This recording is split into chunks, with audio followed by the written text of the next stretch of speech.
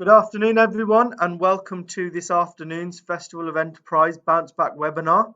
My name's Kasim, and I am the Partnerships Director here at the Festival of Enterprise.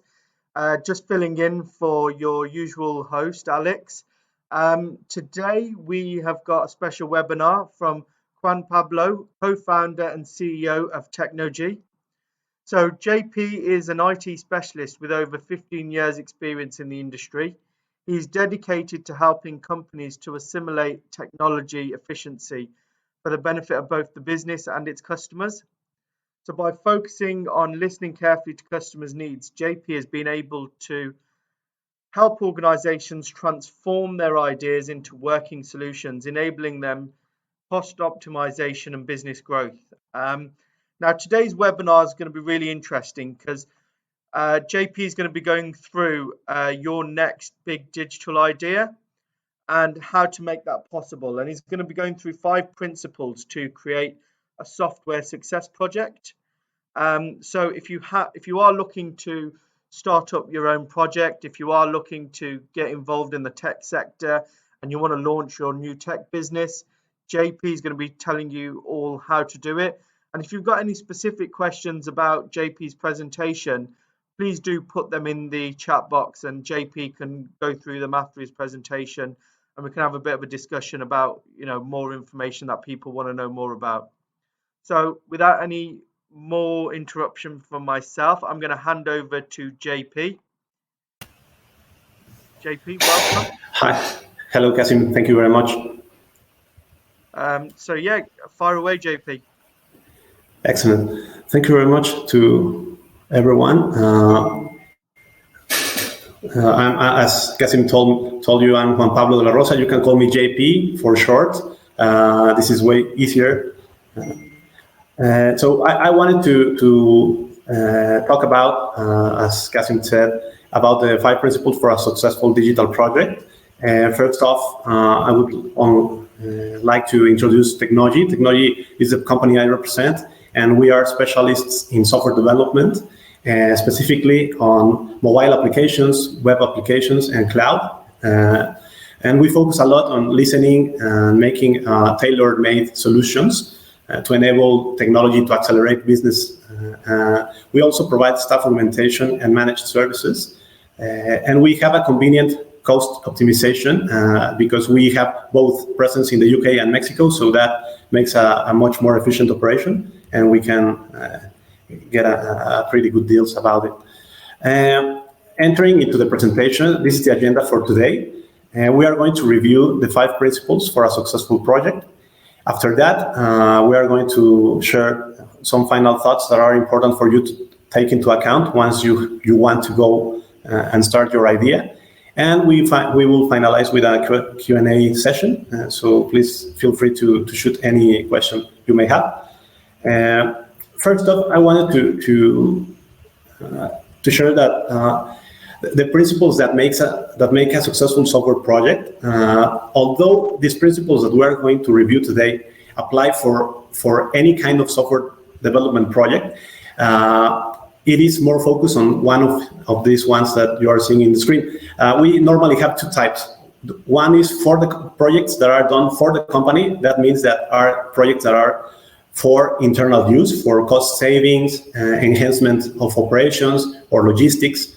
And the other type of projects is regarding the projects that are from the company to the customer, right? It is facing final customers, and those kind of projects are more on the digital side, such as sales, customer engagement, e-commerce. And although the principles that we are going to review today apply to both types of projects, you will find it very useful for digital projects that face customers directly, because that's a much more vibrant and moving environment. So the principles will serve you well for that, although it may be useful also for internal projects, just to keep in mind. And this is a general overview of the 5 principles that we are going to review today. Of course, everything starts with your idea. Your idea is the essence of everything. And if you follow up, once you have an idea, if you follow up these 5 principles, you will have success on implementing it. Of course, it will take time to get to know it, but it will give you a lot of information, valuable hacks to actually get your idea out there into the market. And so we're starting with the first principle. It's called the mindset. The mindset is both, has two areas. One is technical. So normally when you start a digital project, you have to start thinking that you may be becoming a technology company. If you do, you own a coffee shop, you own a textile industry or a factory. If you go digital, you will start to become an IT company as well. So you have to start shifting your mind towards that, because it's very important to engage correctly with a digital project. You will have to understand how technology can accelerate your internal processes or your sales processes or the product that you already sell somehow. Technology is going to completely accelerate that. So you have to start learning about it, getting the feeling on how that is going to actually impact your business. It's going to create a digital transformation for your organization. And for this regard, for you to know how this is going to impact your organization and how is it working for all other organizations that are already into that, I would recommend to read a book that is called Exponential Organizations that will open up your mind into this. You will see the benefits of actually going and use technology. But you have to start thinking on this regard, and this book is going to help you to do just that. The other part of the mindset has to do with adaptation and change.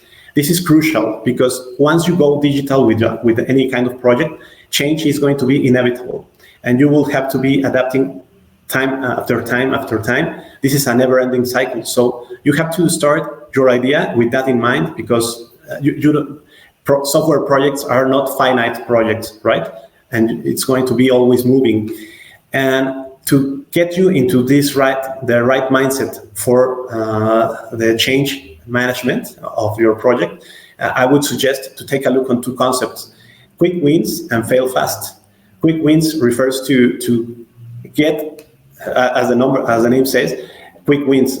Do some small actions, take small actions to get a little win at least. And from those wins, you will start to build confidence and build a better product and build better engagement. So you have to aim to quick wins, not waiting a long period of time or hitting and creating a silver bullet product. It won't work. You have to aim for quick wins so that you can see if it's working, keep going that way.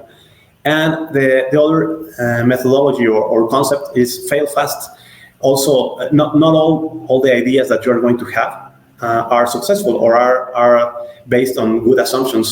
Sometimes we may get assumptions wrong, but the idea is to realize that as fast as you can, because if you are failing or doing something wrong, you may be aware early in the process rather than later, because it will cost you much more. So fail fast will help you to do just that.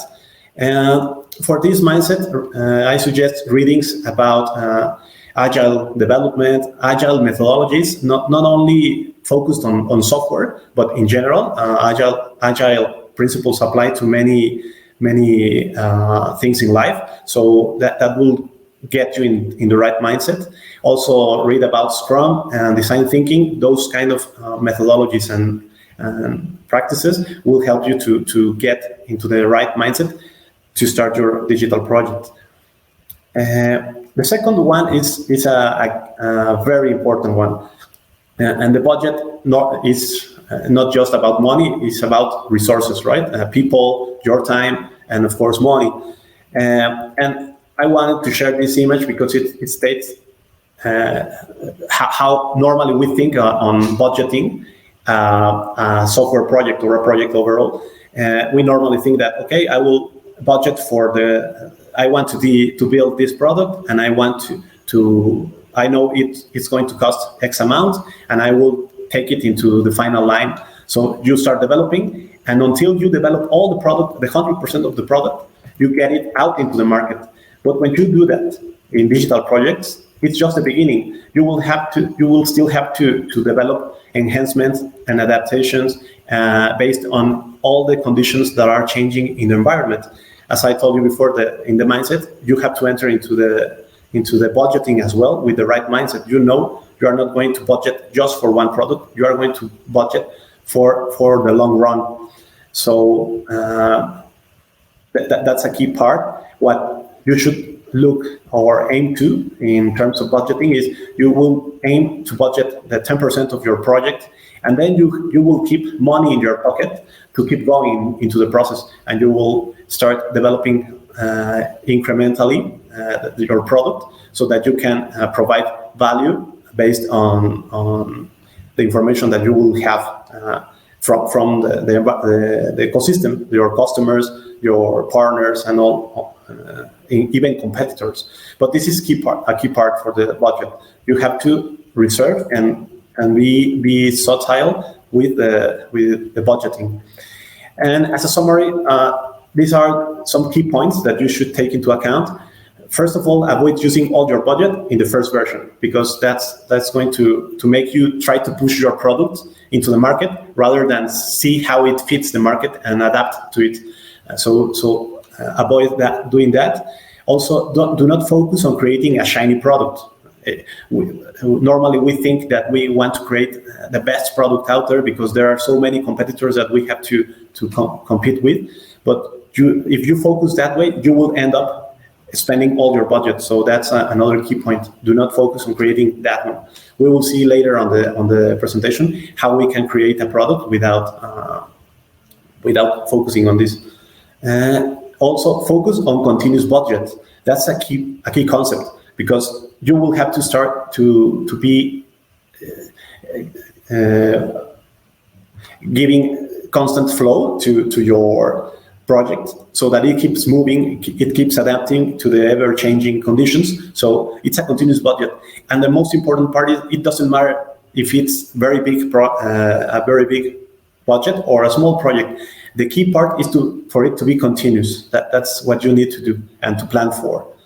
And these are some activities that you will need the budget for when you think about digital projects. Of course, the development of the project or the product, the infrastructure, that's the cost that you will have to spend to get your product out there, to have the right infrastructure. Also, we are going to see later on the presentation that there are very cost-effective ways to do that and to manage your budget.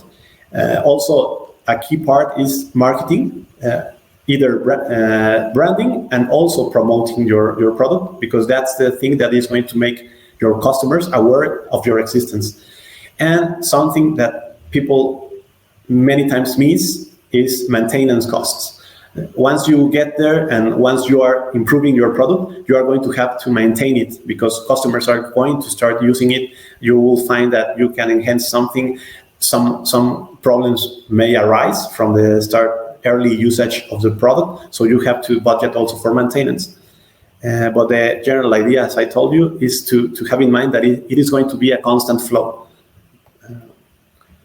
The third principle is regarding the actual MVP. The MVP is the essential, is your product, but it's a minimum version of your product. It is called minimum viable product. You may have heard about this concept a lot in recent years because it is becoming mainstream. And the key part of the minimum viable product is to keep it. It's a very essential version of whatever you think is the solution for the problem that you have in mind. So you have to take into account that it has to be viable. Whatever solution you want to do has to be possible to make it. It has to be usable once you take it into the market, although, as we saw before in the budget slide, that you are going to take a small version of it, it has to be usable. It has to solve the problem. It also has to be lovable. People have to like it, and also testable. You have to be able to test it and see if it is doing what it is intended to do. The key part of this is that is going to be delivered incrementally. So in this next slide, sometimes or many times when we start a project, we think on an idea, and we start. It is right over here at the bottom, at the bottom right. When you start thinking on your idea, you have perfectly identified how to solve a problem. And perhaps you think about something complementary to solve it. And then you start to think on new features. And every day you wake up and you think on a new one. You speak to someone and you think on a new one. And you start thinking that all those features should be part of your product in the first version. So this way of thinking will lead us to create a budget for a shiny product, right? And this is not the way to do an MVP, because you will finish up all your budget, you will take too much time to get it into the market, and you will not be able to respond to change. So that's why an MVP should be a very essential version. Your idea, coated perhaps by some features that are important, does not solve the problem. The problem is solved by your idea, but you may integrate some features that will allow for user experience to happen and make it lovable. But if you saw the previous slide, if you have 20, 50 features, just focus in a couple of them so that you can speed up all the process. You can get your project out there, test it into the market, and if something goes wrong, aka the fail fast methodology I explained at the beginning, you change it. And if something is going well, you enhance it and go that route. You are going to be making informed decisions on how to keep going. So this is the fundamental part of defining a good MVP. Of course, this topic is we could dig into this topic for hours. This is not the idea for today, but I recommend that you take a look on many resources you will find out there. And there's a particular good resource that we use in our consultancy. I will share at the end of the presentation the particular link to this course. You will find it in Udemy, and it is called UX Web Design Master Course. This course, although I don't think they mention MVP, but it is the best resource that you can find out there, so that you can start going from your idea, filtering all the things that does not work, and getting into your MVP. So this course will give you a lot of value. So take a look on that. So that's for MVP. The other very important part, the fourth principle, is technology and people. Once we have the mindset, once we have we know how to budget, we know how to develop our product, or what should be developed in terms of functionality, we come to technology and people. Technology is the vehicle that actually is going to make it happen, and the people is the people that is going to actually do the work. So it's a technical and human aspect for this principle.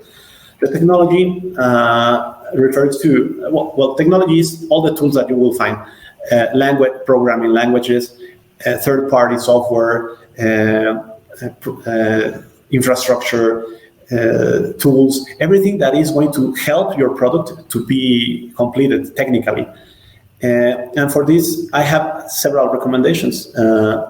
You have to, of course, when you start getting into the mindset, you will find out a lot of technologies, a lot of concepts that if you double click on that, you will start going deeper and deeper. You will start learning about trends and languages and providers that will be necessary for this part of the principles when you speak about technology. Something to take into account is focus on mainstream technologies, at least for the first versions of your product, because that will give you flexibility to find a lot of providers, a lot of people that may be interested or have the skills to work on that technology. Also look for providers that will take you from zero to world class. This particularly statement refers to cloud providers, because cloud providers and application marketplaces, because those kind of providers will give you the foundation that years ago was not existent. Now you can start a project with very little effort, with the right guidance, but with very little effort. And you can have applications up and running with ease. And also budget will take care of your budget, because these models are pay as you go. You start with very little money spent on infrastructure and technology, and you will be paying more and more as you grow. But if you grow, it means that your business is doing good, and then you can afford better solutions. So focus on this. Also, many of these providers offer free tier and special benefits. Free tier, you will find it once you start looking for information. That is some period that is free. It may be 1 year, up to 1 year, 3 months, 6 months, that you will have for free, completely for free, all infrastructure, or at least the commonly costly infrastructure. You will have it for free. So that is going to be very useful for you when you are starting your project and getting to know all the process. And technology, it is a crucial part for actually allowing all the earlier process that we reviewed to be agile, to adapt fast, to make adjustments, to have low costs, to create an MVP and deliver incrementally. Technology is the vehicle to allow you to do that. So you have to take that into account when you select the technology, because there are technologies that does not work well with that methodology. A key point to identify which technology would be to quote and to get quotes with many other providers. There are many websites that you can find, like ecosystems of software developers, mobile application developers, and we are always very eager to share what we know and what we see about your project, and which are the technologies that can do well for your particular need. So take your time, get quotations, speak to people, so that you can get acquainted on technology. The other important part of this principle is the people. The people is the part of the process that is going to create the actual software, right? And there are many options on this regard. You can do it yourself if you are skilled enough, or if you have time to generate those skills. You can find a partner, go to meetups, enter into webinars, and talk to people. There's a lot of people interested in shifting to technology, so they and creating digital businesses. So this should be good, a good ground to look for. Find a partner, hire someone, of course, if the budget allows that to happen. Hire someone, or get a provider, at least a provider that can lay the foundation for you to keep going. You can also get freelancers. I mean, there are a lot of opportunities in this regard about people. And something I would suggest is for you to look for partners in any of these cases, either option, that has had some sort of experience working with startups, because startups essentially live by these principles. They know everything is in a rush. You have to have quick wins in order to improve and build confidence to keep going. Resources are very limited. So if you work with people that already have experience on that regard, it will be very useful for your particular project. And the final principle is regarding the feedback and measurement. This is the glue to everything that we just saw. If you don't measure and you don't get feedback, you don't know where to head after you finalized your first version of the product. So you have to be able to measure everything that happens around your product. And it can be measured automatically using technology, or of course the common ways of doing this: speaking to people, testing it, making focus groups, making calls to clients to see how they're feeling, get reviews, read everything that is being said about your product. there's a lot of information that people share about your product for free, either if it's a congratulation or if it's a complaint. You are going to find out a lot of information out there once you get your product into the market. So this is very important. You have to have an ear to see what is being said about your product, and that is going to allow you to adjust, and that is going to allow you to fit your budget into some features that make sense to keep going that way. Or if you confirm through measurement and feedback that something is not being used, then you don't have to spend any more money on that. We've had a lot of cases in the past where we create a feature that it seems to be reasonably functional. It goes into the market, and then through measurement, we find out that particular screen or button or images are not even being seen, or nobody is clicking on them. So if you imagine, if you spend money developing that, and if you don't have the feedback, maybe if that is a good feature and you think it's worth keep investing on that, you will keep investing money. But the actual thing that is happening is that nobody is using it. So that is what you get if you measure correctly and you get feedback. You are going to optimize your budget and the overall process, because you don't have to maintain something that is not being used. And on the other hand, if you see that something is very usable and people is requesting new features, then they will let you know and you will work on that. And that way you know that your budget is put into where it creates the most value. So that's why it's so important to measure and get feedback in the early stages. And before going to questions, to the question session, I would like to leave you with this idea that will keep coming back to your head after we finished. And this is why we don't spend a lot of money. We don't create huge products at once. This is why we take our time to create the product, because there's something called the cone of uncertainty. This is the figure, and it states that at early stages you have huge uncertainty on how to take a decision. So imagine if at the beginning, when uncertainty is very high, you decide to invest a lot of money, or you decide to create a shiny product that will be a silver bullet for the market. If you decide that, you can miss by a factor of 4. So if there's something wrong about your assumptions to create that, it's going to end the journey there, and you won't have any money to keep going.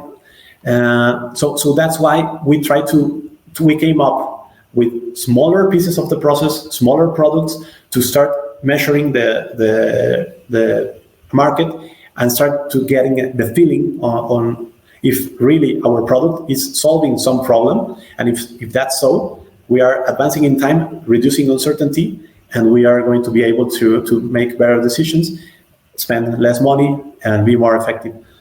So those are the concepts I wanted to share. Now I open up for questions. Please shoot any questions you may have. Thank you very much for listening.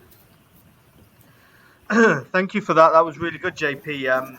Really some great insights into sort of setting up, not just a tech startup, but a startup in general. I've got one question here from Rodrigo, who is asking, how can I know if my project is something that I must develop internally or through an external provider? Okay, so that would be like for the first type of project, right? The first thing, when you create a product for internal use, you already know what's aching on your business. So you already know, okay, I might get an enhancement on the production line or on my logistics systems, because I make everything on Excel. That's the key part. I think that the key part to realize that you need some sort of project, software development project for your business, is if Excel is being run over. So if Excel does not give you any more chances to managing information, you have to start thinking on CRMs, ERPs, on something like that. But not the common ERPs. You can develop some features that solves particular problems of your company.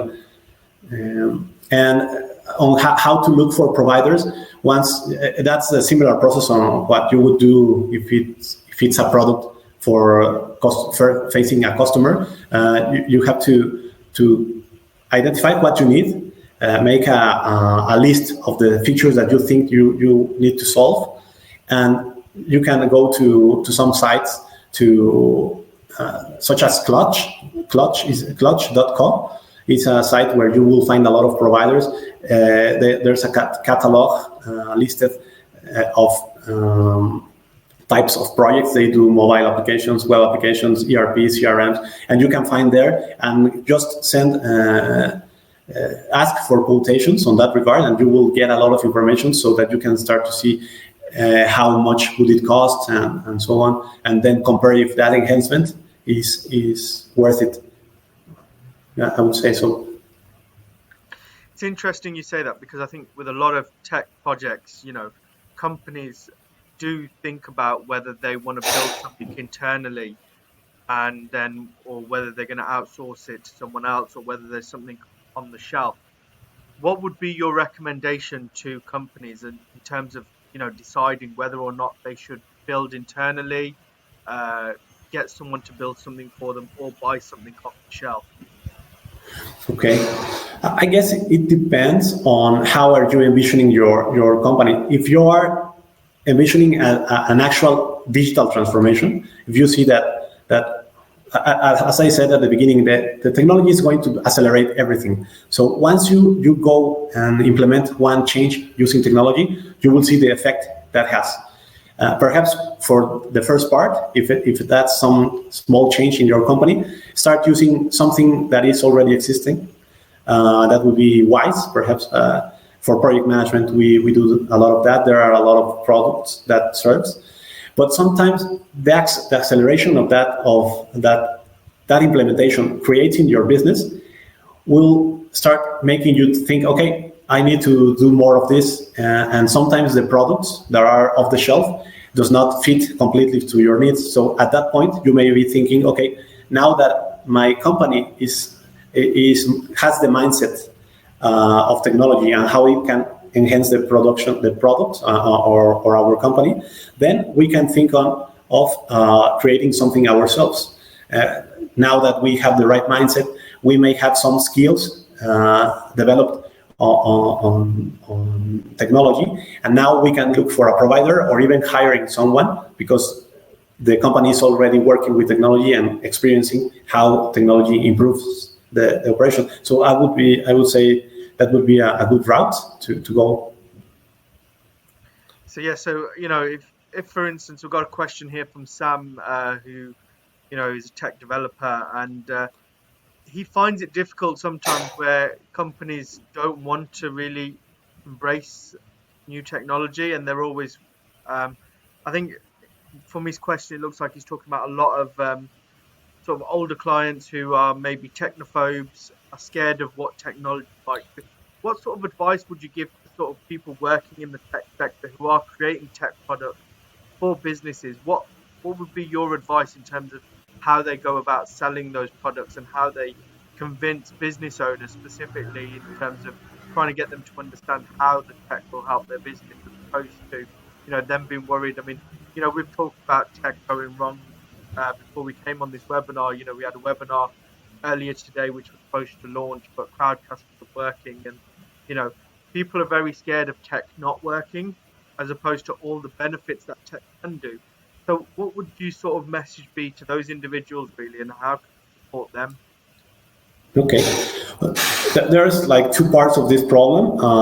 One is perhaps you should find a stakeholder within the company that can have a clearer mindset regarding technology. Sometimes there are people that already are trying to do some sort of development or have more information about technology and how they can benefit. So if you have time, you can dig into the organization and find that person. But on the other hand, you can also start talking to the person that is opposed to technology and use the quick win strategy. The quick win can have a lot of ways to use it. Quick win will, with very little effort, you will aim to have some impact in the organization, and that quick win could be the factor that makes decide or change the mind of the people that is opposed to technology. So try to do some, for instance, a proof of concept would do fine in that regard. If you choose the right technology and you identify a very specific problem, you can create a demo for them for free. You will later on charge it, and you can consider that to be your sales cost. And if you are an experienced tech developer, you can find a lot of information on the web that will give you the necessary tools to create a proof of concept. I talked about some infrastructures in Amazon and Heroku. They provide a lot of assistance for startup and credits for getting your idea into action. So you can use all that infrastructure to create a proof of concept for this person. And from there, you can show, okay, if we do this, we can create this, use it for a couple of months. Let's see how it goes. And you have now a seed in his organization. And on top of that, if you find the people that may be a change agent, you may have more luck on that. But it's a very common problem. I completely understand where that came from. Yeah. Okay, brilliant, fantastic. So I've got another question here from Anthony, who's in Glasgow, and he's looking to start up a new tech business, and he's got an idea that he wants to do. He hasn't specified what the idea is. What he's asking is should he look to create a team of developers to make the software that he needs, or would it be worthwhile him going out to an agency and subcontracting the work out that way? I would suggest to first go to the principles and see, okay, this is my MVP. Once you have the clarity of what do you want to do, try to shape it and keep it very simple. And when you do that, you can start getting quotes from providers. You can go and ask 5 providers specialized in. I don't know if perhaps you are going to create a mobile application. You are going to focus on the catalog of providers that do mobile applications. Send a quote for a top tier provider and look for other parts of the world, and also go to freelancers and get a feeling on how much would they charge to you if they do that, and then you can compare on the costs of having people. Having people have a problem in the UK that we have identified, and that's why we are trying to solve it. There's a lack of there's there's a lot of talent, but there's also a lot of demand. So you experience as a startup problems getting the right talent, and there's a lot of rotation. So to protect you from having to invest too much time looking for your team, and then the team goes away or being too expensive, first analyze how's the market, how much would it cost in several options. If you go freelancing, if you go with an agency, and if you hire someone, my personal recommendation would be to get quotes. And if you find a company that is knowledgeable enough on startups, go with that, because they will lay down the foundation, and then from that, the company will be able to train people in your or help you generate skills for your own company, if that makes sense. Of course, if the whole company is digital, you are going to become an IT company over time. So in the long run, you may have internal people, but it's not necessary to have it right away. You can put to the test first your idea, put it into the market, see that it fits, and if it fits, then you start investing heavy money on that. Before that, you can make experiments. Fantastic. I've got a question here from Sarah from Kent, who's, you know, really near to the end of her project now, and it's more of a mindset sort of thing, and she's asking, with lockdown, with not knowing what's happening, what's your advice to people with the whole coronavirus situation? How do they sort of keep positive and keep going in terms of building a new tech business in this pandemic? Okay, I think it's a very good way to go. It depends, of course, on the market that you are targeting. For instance, we experience here in Mexico some changes in, for instance, entertainment is being hit. And if you are aiming your product into entertainment, you will have tough times. But if you have identified a market that is selling and is thriving and is requesting solutions, go ahead. I think that now is the time to be out there, to be bold. We are managing. I will return a little bit in my presentation. The MVP, we have identified another type of MVP that is called MSP, minimum survival product. So if you have an idea, that idea, test it quickly. If you're at the edge of finalizing it, put it through, get it into the market, test it. That could be your life saving if you are struggling. And in times of crisis, this sort of products could be the difference. And if you already made the investment, go ahead. If you haven't done the investment, create your project, test it, but with very little budget, so that you can test if it's all right and the market is a fit for your product. And also, I will suggest, if you don't have enough feedback built on your product, build that before going live, because you will need all the information to know if it's being successful and where to change things in order to make it successful. Fantastic. I think that's really important.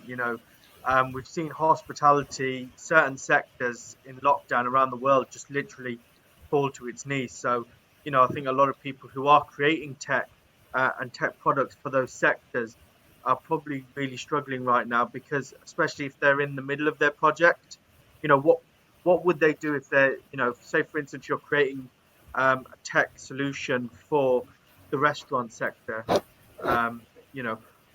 what would your advice be to them? Should they just stop? Should they continue and wait, in the hope that the sector will return? Or, what would your advice be to them on that?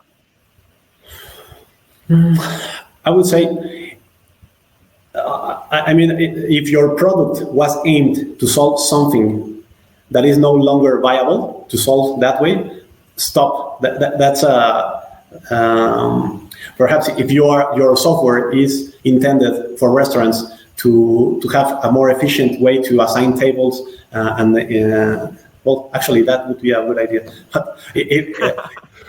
Yeah, to assign tables. But I was thinking about the software in commercial places where there are food courts, where people get crowded.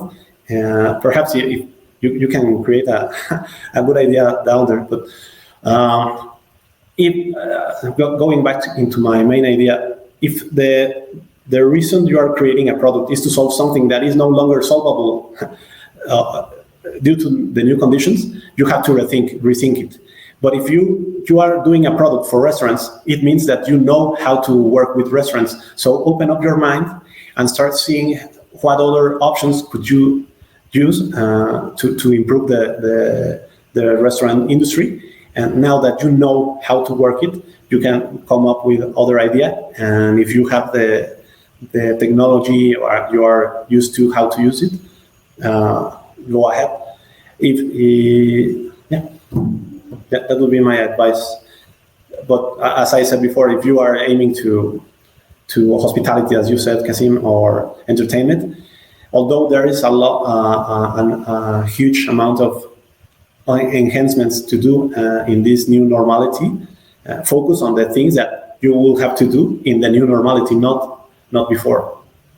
So are we saying that, there will be a massive change in the way hospitality is in the future, and actually if you are creating something that is for the hospitality industry pre-COVID, then actually you should stop and maybe wait to see what the new normal is, and then refocus your energy on creating something that will solve a problem in the new normal, as opposed to something that was a Exactly. problem before. You don't know whether that's going to be a problem in the future.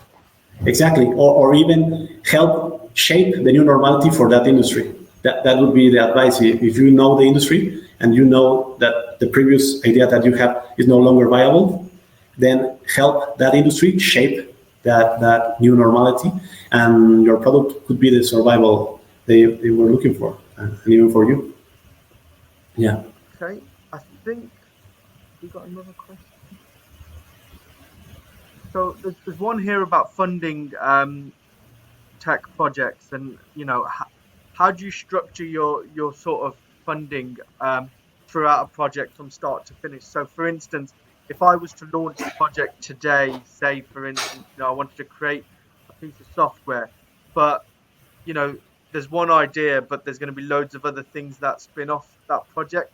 How would you recommend pitching that to you know funding agencies, and how would you say, for instance, would you say start with one small project and then get the funding, get that making money, and then move on to the other projects afterwards? Or would you have that part of the bigger idea when you're going out to search for funding? I think that the principles that we reviewed today will allow you to create some value with little effort and money. If you try to go fund your idea with being just an idea, it's going to be very difficult. You have to bring data, you have to bring some results, some quick wins accumulated, some lessons learned. And there's when the people with the money get interested if you show some kind of results. So right now, the message I want to give you is that it is easy in this time to create a product. If you have envisioned a way to solve something, start with a very basic option and product, and keep it through, get it into the market, and start measuring it. And with that being done, you can go and see if you can get further funding. Because prior to that, you can fund it yourself perfectly. You can find a partner. You can study yourself. It depends on the pressure that you have, or the time that you have. But you can study, get acquainted on the technology, and start doing a scratch, even a prototype. It doesn't have to be like the full product developing using technology. You can create a prototype using design thinking, and with that prototype you can go and test your idea, get some information, and with that information and having less uncertainty on how your product is going to be received into the market, you can go out to seek money, even if it's your parents, your friends. Go to an incubator. If you are ahead on the process, go to accelerators. So yeah, but I think that the message would be get your hands dirty and start doing something to put it to the test. It's very easy right now. Brilliant. I think that's all of the official questions that people sent in. I'm going to ask you a bit of a question that I've got, and it's something we've asked quite a few of our guests that have done webinars with us, and I'll put you on the spot a bit here. So if I was to write you a check for $1 million today, we've had another question come through, but I'll ask you this one first. If I was to give you a check for $1 million to run a tech project, what would that project be, and what would it involve? I think education would be a good way to go, because there is a lot of room in this new normality. Education, I would probably say. And the thing with education is that it affects us all. So yeah, I would focus on that. I particularly have twin girls, and we have been struggling on how to get them ready for the new normality. And I think that's a place where I would put my money right now. Brilliant. Thank you for that one. So we've just had another question come through from Steve. I'm looking for a development of tech company to work with me and Birmingham University on a communication system for disabled rail passengers. How would he research and find a good partner? Okay, it sounds very niche, I think. It depends on the level of engagement that they want, that he wants with the partner, because if he will bring the knowledge of the business and they will be eager to train them, then he will be able to get a very high quality and highly skilled team of software developers that are perhaps not as knowledgeable on the map of the topic that he wants to attend, but Yeah. they will get it and they will help them. So I think at some point it's agnostic. You can use the route to find partners, agencies, and even freelancers or other students to get into that project, and then invest some time to train them into the particular business. And that is the way that all consultancies work. We ourselves work like that. We are not knowledgeable. Yeah.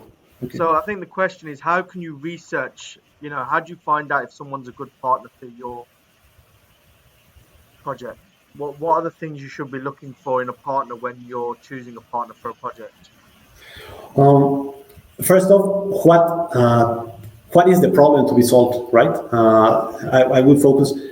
We will have to understand what is the problem that is being solved, and on top of that, look for people that knows technology that can actually solve the problem. What